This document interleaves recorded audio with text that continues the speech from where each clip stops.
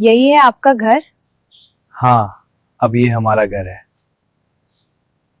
आओ मेरी प्यारी स्मीरा, आज से ये घर तुम्हारा भी है। शुक्रिया अम्मी जी, मैं कोशिश करूंगी कि आपको कभी शिकायत ना हो। अम्मी आप देखना, स्मीरा इस घर को और भी रोशन कर देगी। अल्लाह तुम दोनों को हमेशा खुश रखे और इस घर में बरकत दे। ये कैसी स्मेल है? अम्मा ये क्या है? आप लकड़ी जलाकर खाना बना रही हैं? स्मीरा बेटी, हम तो इधर ऐसे ही खाना बनाते हैं।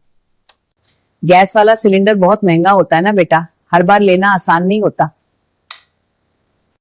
मगर अम्मा इतना धुआं, आपको तकलीफ होती होगी ना? आदत हो गई है बेटी, गुजारा हो ही जाता है।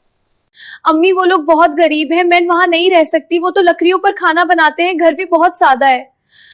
समीरा बेटा, वो बहुत अच्छे और शरीफ लोग हैं, इसीलिए तो तुम्हारी शादी वहां की है। लेकिन अम्मी मुझे मुश्किल लग रहा है। बेटा तुम पढ़ी लिखी हो, कुछ मेहनत कर लो।